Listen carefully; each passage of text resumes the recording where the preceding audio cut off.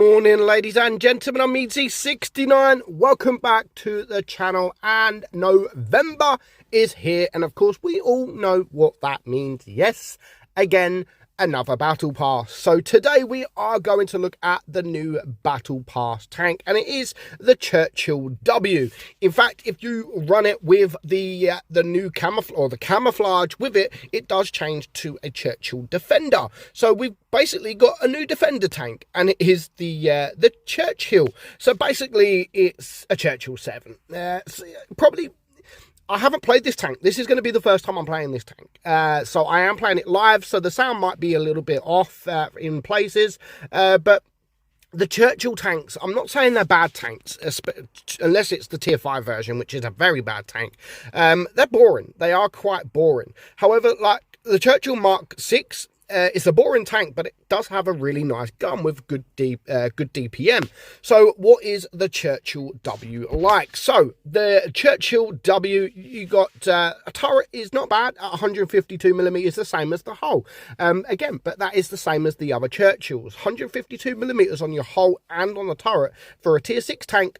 When you're coming up against tier 5s, that is pretty good, and you will be able to get some bounces. The DPM is 2073. I wouldn't run it with calibrated shells because you get like 18 extra pens, something like that. It really isn't worth it. The reload time, as you can see, is 4.63, so very, very low reload time.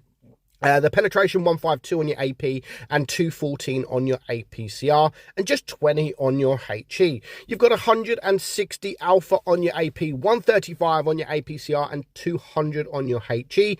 Aim time isn't great at 3.9. Dispersion isn't that great at 0.326, and it only has 4 degrees of gun depression, so that's not going to be great. And the speed, of course, is only 22. So yeah, speed is crap, gun depression is crap. Yeah, I mean, the alpha is okay, but if you have to use APCR, again, your alpha's not great at 135. But the reload and the DPM is actually okay. So 2073 on your DPM. The Churchill here, the Churchill 7, oh, wrong one, has, let's just have a look at what the DPM of the Churchill 7, I think it's about the same, to be honest. The Churchill 7's a little bit more. So you've got a little bit more DPM on the Churchill 7 than you do this, the Churchill W. Let's have a look. Yeah, the same with the Churchill Mark 6. So you are losing a little bit of DPM, but, you know, it's not massive. It's not massive. Let's have a look at the armor. So, again, the armor is exactly the same as well on the Churchill 7. So, yeah, I mean, it doesn't look as good as the Churchill 7. Well, I say stat-wise, it's not as good, but the look of it, I think it looks, with the Defender camouflage, looks really good, if I'm honest. It does look really good.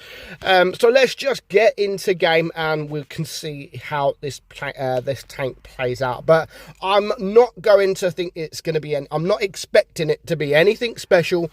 It's just going to be an average tank, you know. It's not going to be a bad tank. It's not going to be a good tank. It's got good DPM. And that is literally about it. The armor profile, of course, is good as well. But it is going to be one of those battle pass tanks that's boring. I'd like to see, you know, if the stats seem very, very similar to the Churchill 7. So I would have liked to see, sometimes when they do these battle pass tanks, like I know they are sort of copy pasting and sometimes changing the odd, some stats of the tank.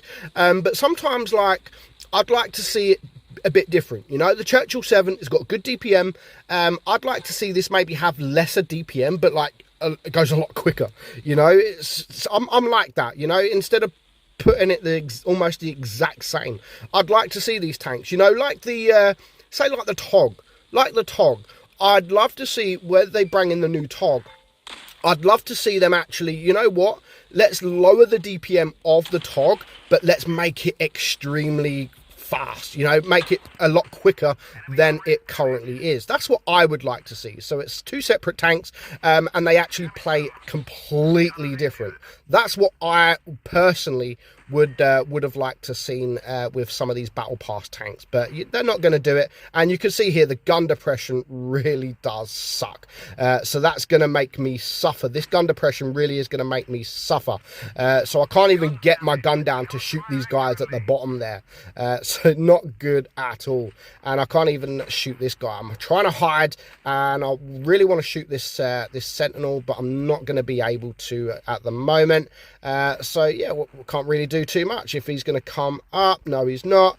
So yeah, again, the gun depression really does suck. It really does suck. 4 degrees is not a lot. Let's just take that guy out pretty quickly, which was nice. We could take him out. Obviously we're going to win. It's going to be an easy win. Frick's sake, as soon as I get there, he dies. But yeah, it really isn't an enjoyable play, especially when it has no gun depression, we haven't really bounced too much. The DPM, as I've said, yeah, the DPM is pretty nice, but I would like to see it less DPM. I'd like to... How nice bounce. I'd like to see it less DPM, but a bit more quicker, maybe a bit more gun depression. I'm not asking for too much.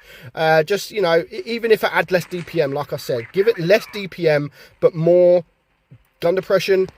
A bit more gun depression, please. You know, just something different. Because at the minute, yeah, we did okay. We didn't bounce anything. The armor profile didn't really do its job, as you can see.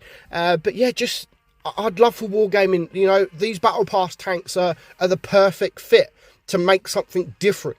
Like I said, it feels the exact same as the Churchill VII. It plays the exact same as the Churchill VII. It's not enjoyable. The gun depression makes it not enjoyable.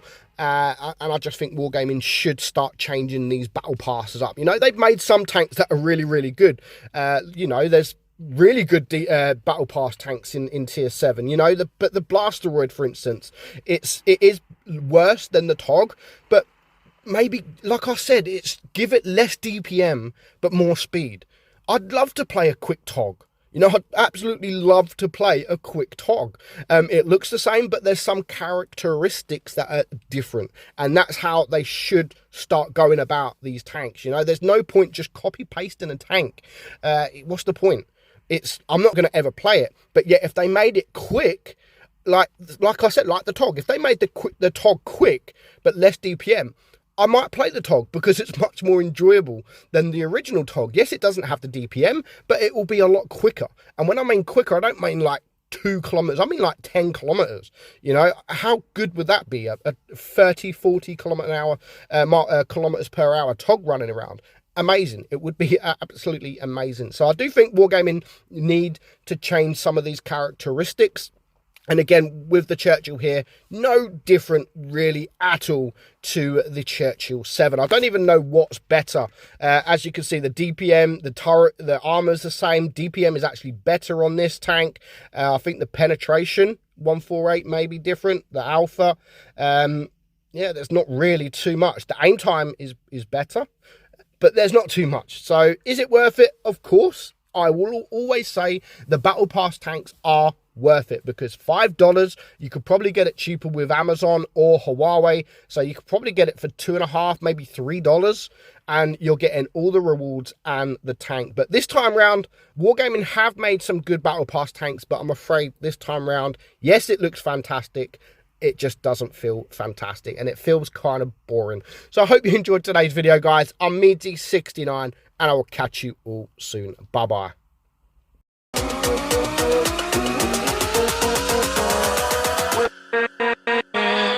With